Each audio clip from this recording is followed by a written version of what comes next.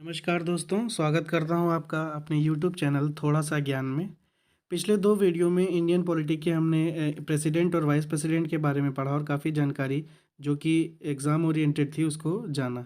अब हम इस वीडियो में कुछ क्वेश्चन आंसर करेंगे जो कि प्रीवियस ईयर एग्ज़ाम्स में पूछे गए हैं, ताकि हमें ये पता चल सके कि हमने जो भी पिछले दो वीडियो में पढ़ा है, जो भी अपने 20-25 मिनट इन्वेस्ट किए हैं, वो आखिर कितना इंपॉर्टेंट थे। तो ये ज़्यादातर क्वेश्चन, ये बल्कि सारे क्वेश्चंस किसी न किसी एग्ज़ाम में आए हुए हैं, इनको मैंने यहाँ पे लिया है। ये आपके घटना चक्र से लिए गए हैं, उनके प्रीवियस ईयर पेपर हैं, ताकि आप ये जान सकें कि जो आपने पढ़ा था लगभग वही एग्ज़ाम में आता है। तो चलिए शुरू करते हैं। सबसे पहले question, who among the following are not included in the electoral college for the election of president of India. यानी कि प्रेसिडेंट का जो इलेक्शन होता है उसके इलेक्टोरल कॉलेज में कौन शामिल नहीं होता है।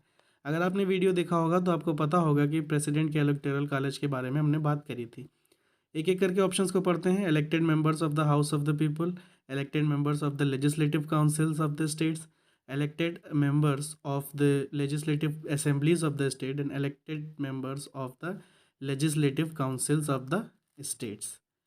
तो इसका सही जवाब है डी, क्योंकि इलेक्टेड लेजिस्लेटिव मेंबर्स के, चाहे वो इलेक्टेड हों या फिर नॉमिनेटेड हों, लेजिस्लेटिव काउंसिल का, जो स्टेट में लेजिस्लेटिव काउंसिल होती है, उसका प्रेसिडेंट के इलेक्शन से कोई लेना देना नहीं होता। ये क्वेश्चन यूपीपीसीएस री एग्ज़ाम 2015 का क्वेश्चन है। चलिए बढ़ते हैं नेक्स्ट क्वेश्चन की तरफ। नेक्स्ट क्वेश्चन है, which of the following is part of the electoral college for the election of president of India but does not form part of forum for his impeachment. पहले तो हम ये देख लेते हैं कि क्वेश्चन है कहाँ का। ये क्वेश्चन आईएएस एग्जाम का 1996 का पूछा हुआ क्वेश्चन है। इस क्वेश्चन को हम थोड़ा सा ध्यान से देखेंगे तो ये पूछ रहा है कि ऐसा इन चार ऑप्शन में ऐसा कौन है जो प्रेसिडेंट के इलेक्शन में पार्ट लेता है लेकिन उसके इम्पीचमेंट में पार्ट नहीं लेता। सारे ऑप्शन को हम देखते हैं एक एक करके। A Lok Sabha, B Rajya Sabha, C state legislative councils and D state legislative assemblies. अगर जल्दबाजी में इस क्वेश्चन को लगाया जाए तो बहुत सारे लोग इस क्वेश्चन का आंसर सी लगा सकते हैं, स्टेट लेजिस्लेटिव काउंसिल प्रेसिडेंट के इम्पीचमेंट में पार्ट नहीं लेता। लेकिन अगर थोड़ा सा ध्यान से पढ़ें तो इस क्वेश्चन में जो पूछ रहा है वो ये कि इन चारों में ऐसा कौन है जो इलेक्शन में पार्ट लेता है लेकिन इम्पीचमेंट में पार्ट नहीं लेता। तो लेजिस्लेटिव काउंसिल ना इलेक्शन में पार्ट लेता है ना इम्पीचमेंट में, तो इसका सही जवाब डी होगा, क्योंकि स्टेट लेजिस्लेटिव असेंबलीज के जो मेंबर्स होते हैं वो इलेक्शन में पार्ट लेते हैं लेकिन इम्पीचमेंट में पार्ट नहीं लेते। इम्पीचमेंट में कौन पार्ट लेता है? सिर्फ लोकसभा और राज्यसभा। मैंने अपनी वीडियो में लाइन बोली भी थी कि प्रेसिडेंट का जो इम्पीचमेंट होता है उसकी बात केवल पार्लियामेंट तक ही सीमित रहती है, स्टेट का उससे कोई लेना देना नहीं है। चलिए बढ़ते हैं नेक्स्ट क्वेश्चन की तरफ। The president can be impeached on the grounds of वॉलेटिंग the constitution bye, यानी प्रेसिडेंट का इम्पीचमेंट कौन कर सकता है? ये यूपीपीसीएस का क्वेश्चन है 2008 का। तो प्रेसिडेंट का इम्पीचमेंट, अभी पिछले क्वेश्चन में हमने डिस्कस किया कि प्रेसिडेंट के इम्पीचमेंट दोनों हाउस जो है वो पार्लियामेंट के करते हैं, तो इसका सही जवाब होगा D, two houses of the parliament.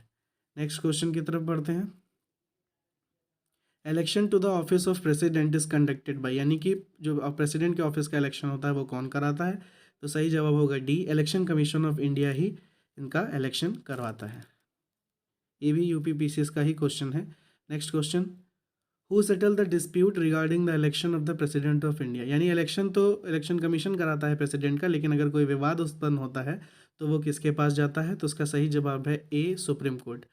अगर इलेक्शन का प्रेसिडेंट के इलेक्शन से रिलेटेड कोई भी डिस्प्यूट या डाउट होता है तो वो उसका रेजोल्यूशन सुप्रीम कोर्ट करता है और उसका डिसीजन फाइनल होता है। ये अपने वीडियो में हमने जाना था।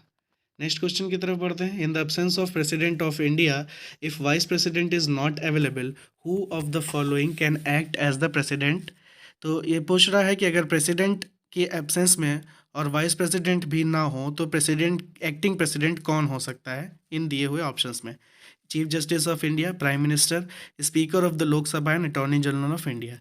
यूपीपीसीएस 2015 का क्वेश्चन है। इसका सही जवाब होगा कि अगर प्रेसिडेंट अपनी सीट पर नहीं है किन्हीं भी रीज़न से जो कॉन्स्टिट्यूशन में मेंशन है, और अगर इत्तेफाक से वाइस प्रेसिडेंट भी सेम रीज़न से अपनी सीट में अवेलेबल नहीं है, तो सही जवाब होगा ए, चीफ जस्टिस ऑफ इंडिया वो एक्टिंग प्रेसिडेंट की तरह काम करेंगे। और ऐसा भारत में एक बार हो चुका है।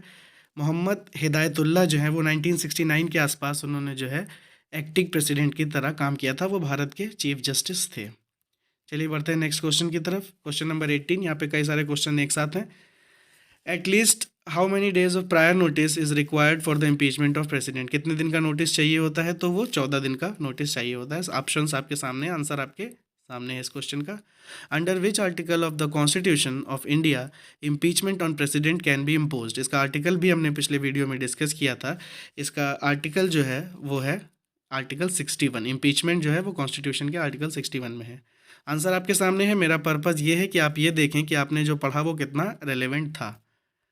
The vacant post of the president is to be filled within, कितने दिन में अगर सीट वैकेंट है तो फिल हो जानी चाहिए, तो वो 6 मंथ्स के अंदर हो जानी चाहिए। मैक्सिमम 6 मंथ्स तक ही प्रेसिडेंट की जगह पर वाइस प्रेसिडेंट का एक्टिंग प्रेसिडेंट की तरह काम कर सकते हैं।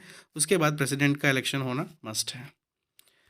How long can the vice president act as the president when the president cannot perform his duties for reasons for death, resignation, removal and otherwise? Same question है, उसका answer भी सेम होगा, 6 मंथ्स। नेक्स्ट क्वेश्चन है, to whom does the president of India submit his resignation, बहुत आसान सा question है ये। क्वेश्चन छत्तीसगढ़ पीएससी 2012 का क्वेश्चन है कि प्रेसिडेंट अपना रेजिग्नेशन किसको देते हैं, तो प्रेसिडेंट अपना रेजिग्नेशन वाइस प्रेसिडेंट को देते हैं। इसके बाद बढ़ते हैं नेक्स्ट क्वेश्चन की तरफ। Who nominates the 12 members for Rajya Sabha in India, Rajya Sabha में 12 लोगों को नॉमिनेट कौन करता है? उत्तराखंड RO 2016 का क्वेश्चन है, काफ़ी इजी क्वेश्चन है। इसका सही जवाब है प्रेसिडेंट। प्रेसिडेंट 12 लोगों को जो कि अलग अलग फील्ड से रहते हैं, कल्चरल और स्पोर्ट्स, इस तरह से उस पर नॉमिनेट करते हैं। उसके बाद नेक्स्ट क्वेश्चन आता है, how many members may be nominated by the president for Anglo-Indian community if he is of opinion that the community is not adequately represented in the House of the People। तो Anglo Indians को, कितने Anglo Indians को president nominate करता है अगर उनको लगता है कि कम्युनिटी का रिप्रेजेंटेशन सही तरह से नहीं हुआ? तो इसका सही जवाब डी है, 2 लोगों को नॉमिनेट कर सकते हैं। नेक्स्ट क्वेश्चन है, which article of the constitution of India empowers the president to issue ordinance, ये भी हमने अपने वीडियो में डिस्कस किया था। इसका सही जवाब है सी, आर्टिकल 123 के थ्रू प्रेसिडेंट ऑर्डिनेंस इशू कर सकता है जब लोकसभा अपने कार्यकाल में ना हो किसी भी रीज़न से। नेक्स्ट क्वेश्चन है, who among the following elects the vice president of India, इनमें से कौन वाइस प्रेसिडेंट का चुनाव करता है? ये भी हमने अपने वीडियो में देखा था। ऑप्शंस हैं, member of Lok Sabha, member of Rajya Sabha, member of legislative assembly और member of legislative council. Options है 1 and 2, 1 and 3, 1, 2 and 3, 1, 2, 3 and 4, यानी कि ये चारों। तो इसका सही जवाब जो है वो होगा आपका ए आंसर होगा इसका, यानी कि 1 और 2, क्योंकि वाइस प्रेसिडेंट के इलेक्शन में स्टेट से उनका कोई लेना देना नहीं है। ये लेजिस्लेटिव असेंबली और लेजिस्लेटिव काउंसिल, ये दोनों स्टेट की बात हो रही है, तो केवल लोकसभा और राज्यसभा के लोग ही पार्ट लेते हैं, इसलिए 1 और 2 मिला कर हो जाएगा। तो आपका ए आंसर में 1 और 2 मेंशन है, इसलिए सही जवाब होगा ए, लोकसभा एंड राज्यसभा। ये क्वेश्चन 2 बार आया हुआ है एग्जाम्स में, पंजाब PSC और UP PCS में।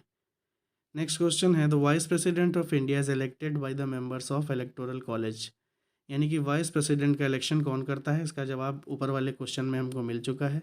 ऑप्शंस को पढ़ते हैं, only elected members of both the houses of parliament, all the members of both the houses of parliament, only elected members of Rajya Sabha and state assemblies, and only elected members of state assemblies। ये questions UP PCS 2012 और UP PSC 2010 का है। इसमें हम देखेंगे कि हमने अपने वीडियो में भी देखा था, जो पीछे वीडियो देखा है हम लोग ने, उसमें देखा था कि वाइस प्रेसिडेंट के इलेक्शन में लोकसभा और राज्यसभा के सारे मेंबर्स रहते हैं, चाहे वो इलेक्टेड हों या वो नॉमिनेटेड हों। तो इस हिसाब से इसका सही जवाब होगा B, all the members of both the houses. केवल इलेक्टेड की बात नहीं हो रही है, इलेक्टेड और नॉमिनेटेड दोनों तरह के जो मेंबर्स होते हैं वो वाइस प्रेसिडेंट के इलेक्शंस में पार्ट लेते हैं। नेक्स्ट क्वेश्चन की तरफ बढ़ते हैं, the resolution for removing the vice president of India can be moved in the, अगर वाइस प्रेसिडेंट को हटाने के लिए रेजोल्यूशन पास होना है तो वो कहाँ पर पास होगा? A, Lok Sabha alone, B, either houses of parliament, C, joint sitting of the parliament, या डी, राज्यसभा अलोन। तो इसका सही जवाब जो है वो डी होगा, क्योंकि राज्यसभा के एक्स ऑफिशियो चेयरमैन होते हैं वाइस प्रेसिडेंट। तो वाइस प्रेसिडेंट का अगर रेजोल्यूशन पास होना है उनको रिमूव करने के लिए, तो उसमें इम्पीचमेंट प्रोसेस नहीं होती है, सिंपली राज्यसभा में उनका जो है रेजोल्यूशन पास करके उनको हटाया जा सकता है। बढ़ते हैं अगले क्वेश्चन की तरफ। ये क्वेश्चन रिपीट हो गया है, माफ़ कीजिएगा। Next question, who decides the dispute regarding the election of the vice president in India, अगर वाइस प्रेसिडेंट के इलेक्शन में कोई डिस्प्यूट होता है तो इसमें कोई अलग नहीं है, जो प्रेसिडेंट का होता है सेम रूल यहाँ पे अप्लाई होता है, इसलिए इसका सही जवाब होगा सी, सुप्रीम कोर्ट। क्योंकि सुप्रीम कोर्ट ही वाइस प्रेसिडेंट के इलेक्शन के भी कोई भी डिस्प्यूट को रिजॉल्व करता है, और वाइस प्रेसिडेंट के किसी भी डिस्प्यूट का अगर अराइज होता है तो उसको रिजॉल्व करता है। इस वीडियो में इतना ही। थैंक यू सो मच, और प्लीज़ इसको शेयर करिए उन लोगों के साथ जो किसी न किसी कॉम्पिटिटिव एग्ज़ाम की तैयारी कर रहे हैं, ताकि उनको इसका फ़ायदा मिल सके।